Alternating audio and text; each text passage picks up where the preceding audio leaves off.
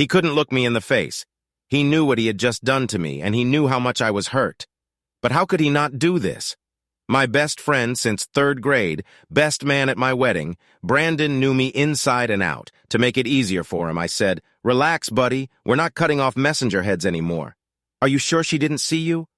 "I don't think she saw, but am I sure?" "No, I can't say I'm sure.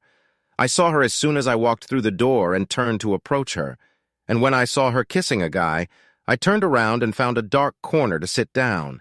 If she saw me, she wouldn't show it. My best friend just told me that my wife is cheating on me. He called me at work and asked me to meet him for a drink after work."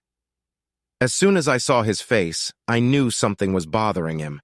And I knew Brandon well enough to know that it wouldn't do me any good if I started right there and asked him what was wrong. He exhausted himself until he could say it. All I could do was wait. It took about 5 minutes of small talk and beer sipping before he finally got down to business. "Rob, I'm damn sorry that I'm the one telling you this, but Barb is cheating on you."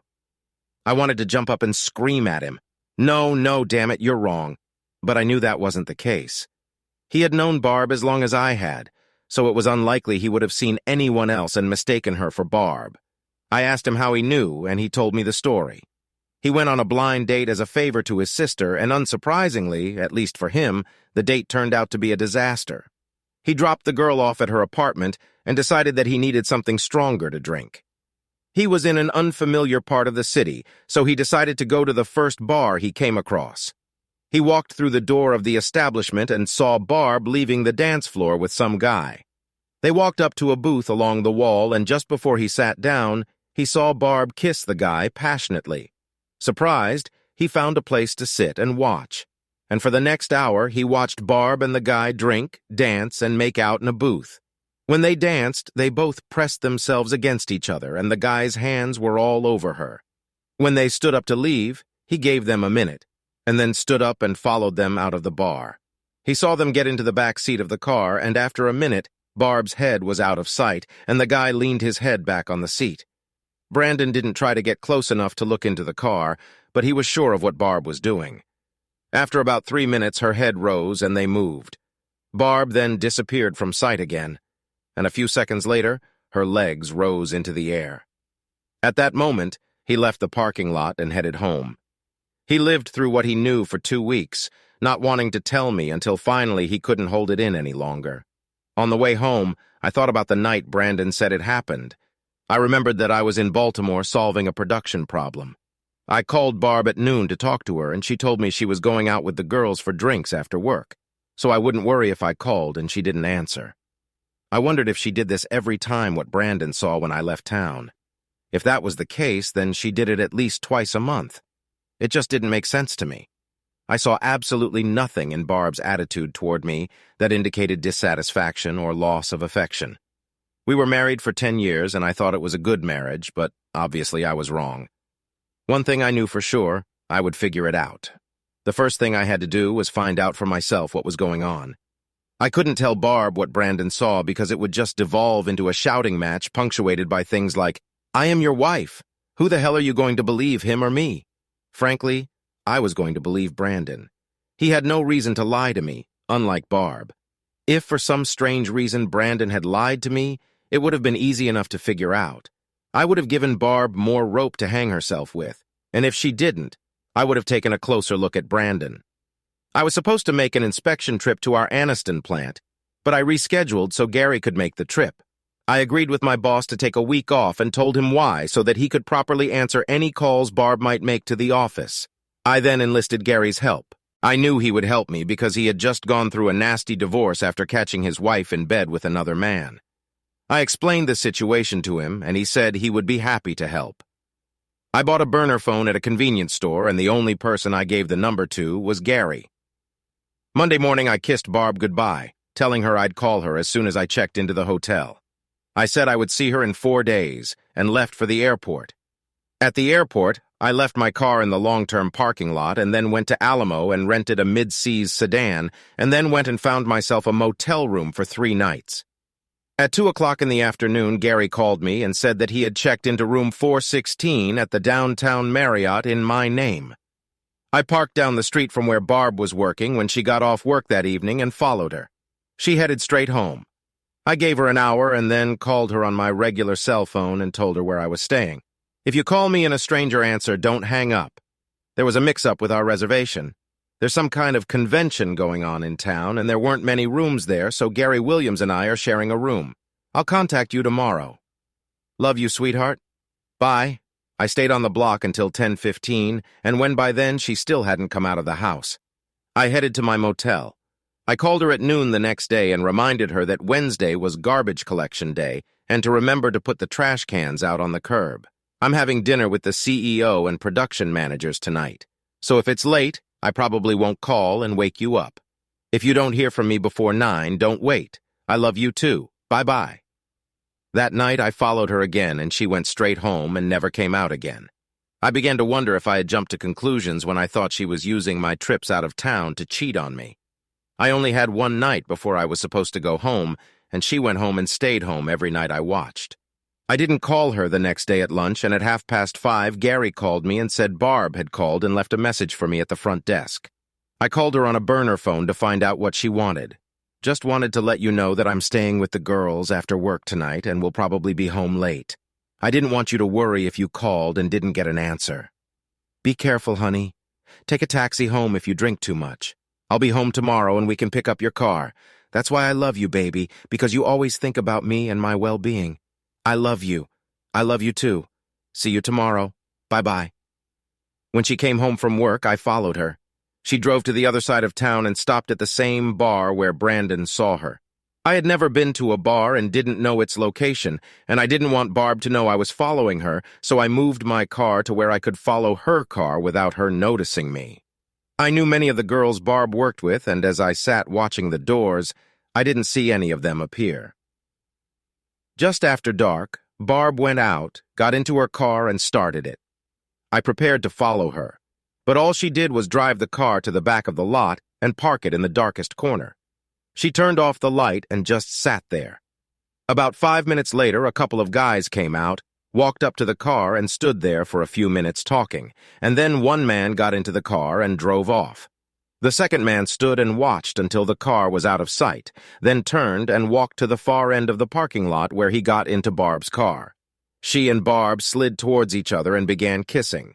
After about 5 minutes of cuddling, they both got out of the car, and I expected to see them go back to the bar, but what they did was sit in the back seat of Barb's car. I know it sounds stupid, but up until this point, I had been telling myself that Brandon had it all wrong, that Barb loves me and wouldn't cheat on me. I was convinced that there was a reasonable explanation for everything, but the fact that she deliberately climbed into the back seat drove the denial right out of my head and heart. They started kissing again, and Barb slowly slid down until I couldn't see her anymore. I saw the man looking down at her, and even though I already knew everything I needed to know, I had some twisted need to actually see what Barb was doing. It wasn't enough for me to just know that Barb had sex with this guy. I should have seen it. I got out of my car and walked towards Barb's car, trying to stay so that the man wouldn't see me approaching them. As I got closer to them, I heard Barb moan. I stood up so that I could see what was happening in the car. Barb was naked from the waist down. He didn't even take off his pants. He just unzipped the zipper. The guy didn't talk, didn't scream or moan. He just continued his work. At that moment, I started clapping my hands and shouting, "Bravo, bravo, great performance, wonderful first act." Barb looked up, saw me, and her face lost all its color. I've heard of faces turning pale, but this was the first time I'd seen it. "Great show, guys. I would like to stay for the second act, but I have some pressing personal matters to take care of." Barb was trying to get out from under the man when I turned and walked back to my rental car. I was just pulling out of my parking spot when Barb finally managed to get out of her car and ran up to me. She asked me to wait when I slowed down. I pulled out of the parking lot and headed back to the motel. The next morning I drove to the airport, dropped off my rental car, and picked up mine from the long-term parking lot. I stopped by the office, and Marcia, our receptionist, told me that Barb had called half a dozen times and said it was important that I call her at work as soon as I got the messages. I thanked her, went to my office, called the company attorney and asked him to recommend a good divorce lawyer, and then called the number he gave me. Luckily, the lawyer was able to see me that same day, and I made an appointment. Then I did whatever I thought I needed to do to cover my ass. I canceled all joint credit cards, colored local newspapers, and placed a notice in the legal department that I was no longer responsible for any debts incurred by Barbaro and Mercer. Nee Barnum, I went to the bank and took half of my checks and savings and took my name off all the accounts, leaving them in Barb's name only. That afternoon, I received some bad news. We lived in a perfect marriage, so everything was divided in half. It didn't matter to me, so I told him to go ahead and file a case. He told me he could fail the next day, and I asked him about the restraining order keeping Barb away from me in the house. He said it was hard to get a restraining order without a very good reason to get one, so I lied. I told him that Barb and her lover threatened to kill me when I caught them, and I was afraid that they would try to kill me to collect my life insurance. Okay, he said. A threat like that might speed up the case, but you'll have to prove it when we hold the hearing or it will be overturned. Everything is fine. As soon as I move out of the house, I'll give it up, and we won't even have to have a hearing on it. How soon can this be done? I can be at the courthouse when it opens, and if you're willing to spend $200 to expedite the process, she'll have the papers by 3 o'clock this afternoon. Do it well. I arranged for him to call me as soon as Barb was notified, and then returned to the office. Marcia was gone for the day, but she left 7 messages on my desk, all from Barb, all asking me to call her as soon as possible. I crumpled them up and threw them in the trash, then sat down at my desk and started looking through the ads for an apartment closer to work. I spent most of the next morning looking at the apartments I toured, and at 1:30 I signed a lease for one of them. At 3:10, I got a call that Barb had been notified. I rented a truck, bought some packing boxes, and drove to the house. At 4, the courier who had notified Barb came in and handed me a copy of the restraining order. It said that Barb could not come within 500 feet of me. A couple of my friends helped me, and by 5:15 I had everything I wanted out of the house except my clothes, and loaded into the truck. I was busy loading them when Barb pulled into the driveway. She got out of the car and walked towards me, and I yelled at her to get back in her car and get away from the house before I called the police on her for violating the restraining order. This is stupid, Rob. We need to talk. No, we won't talk. Actions speak louder than words, and I've seen you in action. Now go away, not until we talk. Okay, Barb, I gave you a chance. I took out my cell phone and turned it on to call the police, then went into the house and locked the door. Barb was banging on the door, demanding to be let in, when a police car pulled up to the entrance. I went outside and gave them my copy of the restraining order. They read it and then told Barb that she needed to move at least 500 feet away from the house. She protested, saying that this was also her home, and she had the same right to be there as I did. Finally, the officer told her to get out, or he would take her to the station. I stood there, hoping that she would continue to argue with him, and he would take her away. But Barb had a sudden attack of smartness. She got into her car and drove to the end of the block. I thanked the officer for his quick arrival and then finished loading the truck and left the house. After first making sure Barb wasn't trying to spy on me, I drove to my new apartment and started moving in. I spent the weekend getting comfortable and then went back to work on Monday. I hadn't been at my desk for 2 minutes when Marcy Poppeter had through my office door and said Barb was online, too. I really didn't want to talk to her, but I was being unfair to Marcia by making her answer all her calls and putting off talking to Barb, so I picked up the phone. Yes? Robbie, please talk to me. I have nothing to tell you, Barb, but I need to talk to you. Continue. I'm listening. I can't do this over the phone. Rob, people keep coming into the office. Come home, Rob. Please just come home. I'll cook dinner and we can sit and talk. No, thanks. I have no home and I see no reason to return to you. Okay, pick a spot and I'll meet you there. But please, Rob, I need to talk to you. I don't really want to talk because it would be a waste of my time, but you can swing by my office when you're done with work. By then, everyone will have to leave. I'll give you 15 minutes, and that's all. She showed up at 10 minutes to 6. When she entered my office, I pointed to a chair and said, "Okay, Barb, what do you want?" "That's what I don't want, Rob. I don't want a divorce. I didn't want a wife who picks up guys in bars and has sex with them in the back seats of parking lots, but I still have her. I'm sorry you saw this, Rob, but even so, it shouldn't be the reason for our divorce. You can't be serious about this. You cheat on me with other men, and I should be okay with that. It's not other men, Rob. There was only one. I dated Jeff before I met you. I ran into him one of my evenings when I was walking with girls from work. I've been dating him for about 3 months. What? You knew him before you met me, and that's why it's okay? Rob, I've been dating him for about 3 months. Did you notice any lack of affection towards you during this period? Was I less loving than I had been throughout our marriage? I love you, Rob, and I don't love Jeff. My meeting with Jeff didn't cost you anything, Rob. Absolutely nothing. I only see him when you're out of town. I never came to you after I was with him. Then I guess it's okay. What I'm trying to convey to you is that my meeting with Jeff didn't hurt us at all. I'm not disrespecting you by coming to you fresh from Jeff. I don't sneak behind you to see him when you're at home. The point is, Rob, you're my man. I love you, honey, and you're the only one I want to grow old with. Sorry, Barb, but I don't see things the way you do. You say you don't disrespect me, but I say you disrespected me in the extreme when you cheated on me with another man. I can't come to terms with this. I can't equate your claims that you love me, want to grow old with me, and that I'm your man with the fact that you're having sex with some other guy. It's simply not calculable. If I really were your man, you wouldn't be dating Jeff in the first place. And I don't buy you having fun with Jeff simply because you dated him before you met me. If that were the case, I would have to accept the fact that sooner or later, you would have slept with half a dozen other guys you had sex with before you met me. God, Rob, I would never do that to you. You're already doing this to Jeff. Rob, I dated Jeff because he's fantastic. Oh, really, I think that explains everything and makes everything right. Listen, baby, I love you, and I never wanted to hurt you. I don't want to hurt her now, but I have to be honest here if I want to have any chance of saving my marriage. I have sex with Jeff because he gives me something you don't have. You are a wonderful man, a fantastic husband in every way except one. You're terrible in bed. You're gentle and affectionate, but you don't seem to care about sex at all. Tuesdays and Saturdays, boring sex like clockwork, once and then you roll over and fall asleep, leaving me to get up, go to the bathroom, and masturbate to come. I need something more.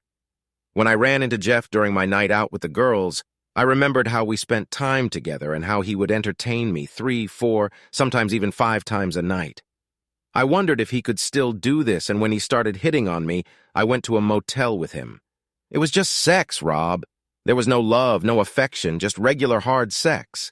He gave me what you didn't have. It was just sex, Rob. This has not diminished my love for you one iota. If it was between you and no sex life or Jeff and great sex, I chose you, Rob. God, Barb, I'm so happy to know this. Let me ask you something. When I came home from work and you didn't feel like cooking and you said, "Can we go out to eat?" Did I invite you out? Yes, you did. When you came up to me and said you had a hard week and wanted to go somewhere, have fun and let off some steam, did I invite you somewhere? Yes, Rob, it is. Actually, didn't I usually do what you ask me to do? Almost always. Then why in the name of all that is holy didn't you tell me, Rob? My sex life sucks and then ask me to do something about it. You never complained. How was I supposed to know? My sex drive isn't that strong, and Tuesday and Saturday were fine with me, and you agreed with that. If I fed you hot dogs every night for a week and you got tired of eating hot dogs, would you tell me you'd love to have sex with anyone but talk to me about something as important as your sex life? Oh no, I can't do that. I'll just go and find some other guy. At least it's nice to know that if you had a choice, you would choose me over Jeff. But you don't have a choice, Barb. And I do. And since I have to choose between living with my unfaithful wife or divorcing her, I choose divorce. I gave you a chance to talk, and now it's over between us. Please don't bother me anymore. Anything else you need to say, you can tell me through my lawyer. Please go away. Rob, please don't do this. I love you, baby. I really love you. Go, Barb. Just go away. Tears streamed down her face, but she stood up and left without another word. The divorce was final last week, and I haven't seen or spoken to Barb in the last 6 months. I miss her. I really miss you. I still love her and believe I always will. If I had just started my car and driven away when I saw her getting into the back seat of her car with Jeff and then told her about it when she got home, we might have been able to work things out, but I didn't leave. And there was no way I could have stayed with her after watching what she did in the back seat. Subscribe to our channel so that your second chaff doesn't cheat on you, and go ahead and listen to the next story, because this story is nothing compared to the next one. If you're under 18, don't even think about listening to the next one. Listening to the next one.